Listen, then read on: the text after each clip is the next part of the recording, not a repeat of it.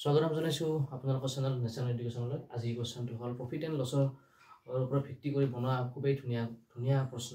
আপুনি এইটো প্ৰশ্ন যদি ভালদৰে যদি এনালাইজ কৰিব যদি কৰে তেনেহ'লে আপুনি পাৰ্চেণ্টেজৰ যিকোনো প্ৰশ্ন আপুনি কৰিব পাৰিব। পাৰ্চেণ্টেজ চিম্পল ইণ্টাৰেষ্টৰ যিকোনো আপুনি প্ৰশ্ন কৰিব পাৰিব। তেনেহ'লে আপুনি বেলেগ কৰিব লগা একো নাই, খালি এই নিটটোত খালি চাই থাকিব। The mark price of a toy was 2100, which two successive discount 20% and 15% were giving during the Durga Puja. What was the selling price of the toy? মানে কথাটো কৈছে মানে এটা পুতলা আছে, পুতলাটোৰ দাম 2100 টকা কৈছে। পুতলাৰ দাম 2100 টকা কৈছে। যিটো পুতলাত তলতে লেবেল এখন মাৰা আছে 15% আৰু 20% ডিসকাউন্ট আছে। সেই পুতলাটোৰ দাম কিমান হ'ব? মানে পুতলাটোৰ দাম কিমান হ'ব? তেনেহ'লে আপুনি চাই দেখক। প্ৰথমতে কৈছে 20% আৰু 15%। একদম সিম্পলি আপুনি এতে 20 লিখি লওক। 20 লিখিলে তাৰ পাছত পাৰ্সেন্ট 20% কথা হৈছে না। প্ৰতি 100% মানে প্ৰতি 100 মানে শতকৰা 100 কিমান 100। সো আপুনি 20 দি 20 একবাৰ 20 5 গুণ 100 মানে পাছত 1 কমি আছে। 20% কে কমি থকা কথা হৈছিল ন, মানে 100 টাকাত 20% কমি আছে, মানে কাটা কাটি কৰিলে 5 আৰু 1 কৰা 5ত 1 কমি আছে। মানে কি হৈ আছে? 5ত 1 কমি কিনে 4 হৈ আছে। 5ত 1 কমি 4 হৈ আছে। তাৰ পাছত আৰু কৈছে 15%। 15% মানে কি আছিল? প্ৰতি 100 চক 5 3 গুণ 15 5 20 গুণ 100। প্ৰতি 100 15% কমি আছে। প্ৰতি 100 15% কমি আছে। যেতিয়া আমি কাটা কাটি কৰিলো 100 টো 20 হৈ গেল আৰু 15 টো 3 হৈ গেল। মানে 20 টাকা 3 টাকা কৰি কমি আছে। মানে কিমান হ'ল? 20 টাকা 3 টাকা কৰি মানে 3 মাইনাস 20 3 কমি আছে, মানে 17/20। একদম সিম্পল, এইটো বুঝি পাইছে। এবাৰ চাওক, প্ৰতি 5ত 4 1 টাকা কমি আছে, মানে 4 হৈ আছে। তাৰ পিছত প্ৰতি 20ত 3 টাকা কমি আছে। প্ৰতি 20ত 3 টাকা কমি আছে, মানে 20 17 3 টাকা 20 বাৰ 3 গেলি 17। একদম নৰ্মেল। এইখিনি যেতিয়া আপুনি বহাই ল'ব, তাৰ পাছত আপুনি চাব দামটো 2100 টাকা দিয়া আছে।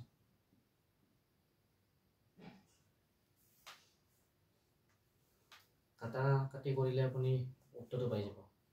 একো কৰিব লগা নাছিলে একচুয়ালি। চাওক 20 10 গুণ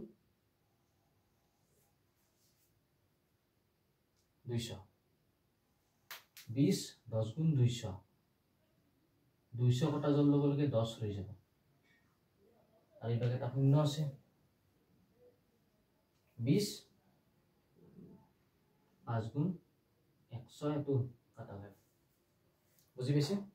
মানে 20 10 গুণ 200 টো কটা গেল, 10 টো ৰৈ গেল। 10 টো এক্সট্ৰাকে দেখাবৰ কাৰণে মই তলত লিখিলো 10 শূন্য এটা আছিল, শূন্য পাছত শূন্য 20 5 গুণ 100 কটা গেল। এবাৰ চাওক 5 2 গুণ 10 5 1 গুণ 5। এটা কথাটো হল কি ৰৈ গল কি ইফালৰ পৰা 21 আৰু এইটো হল 17 আৰু ইয়াৰ ৰৈ গৈছে 4। এইটা পূৰণ কৰি দিলে এনসার ওলাই যাব। সো 17 into 21 1 7 গুণ 7 1 1 গুণ 1 2 1 গুণ 14 4 হাতে গেল 1 2 1 গুণ 2 1 3 7 4 1 5 3 হল 17 গেল 21 গেল 4 থাকিল বা 4 টো কৰিছো 4 7 গুণ 28 4 5 গুণ 20 22 2 হাতে গেল 2 আগত আর 2 থাকে 4 3 গুণ 12 প্লাস 2 14 1428 উত্তৰটো ওলাই গ'ল এটছ option number B correct answer এতিয়া কথাটো হল কি এই প্ৰশ্নটো কৰা বহুতো উপায় আছে কিন্তু কথাটো হল মনত কোনটো থাকিব আৰু কোনটো সময় বচাব সেইটো গুৰুত্বপূৰ্ণ কথা এতিয়া কথাটো হল এই প্ৰশ্নটো মই আপোনাক আৰু এটা নিয়মত এতিয়া শিকাই দিম যেটো আপুনি পৰীক্ষা কৰিব এটো একচুয়ালি নৰমালি কাটা কাটা কৰি লক সৰু কৰি দিছিল এটো বহুত সৰু কিন্তু ইয়াতকে এটা সৰু আপোনাক এটা মই শিকাম যেটো আপুনি পৰীক্ষা ব্যৱহাৰ কৰিব পাৰিব মানে কম সময়ত এনসাৰ উলিয়াব কাৰণে সো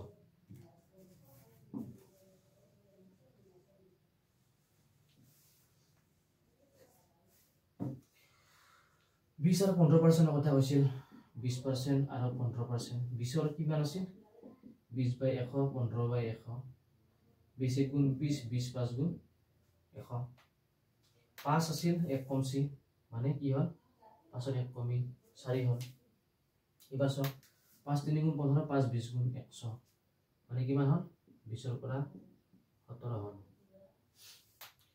এবাৰ এই দুটা এনেকে পূৰণ কৰিব এনেকে ডাইৰেক্ট এনেকে পূৰণ কৰিব এটো মানে শৰ্ট ফৰ্মুলা কিন্তু ইয়াত হৰণ কৰিব লাগে কিন্তু এটো শর্ট বহুত শর্ট তাত 5 20 গুণ 100 8 4 গুণ 28 8 হাতে গেল দি 4 গুণ 4 5 6 60 একদম নরমালি আমাক জি কৈছিল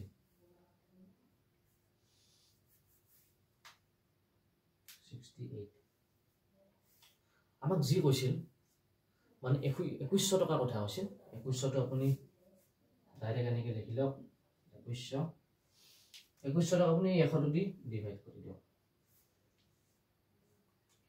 2100 দুই গুণ 121 গুণ শেষ হৈ যাব দেখোন এটো 2100 100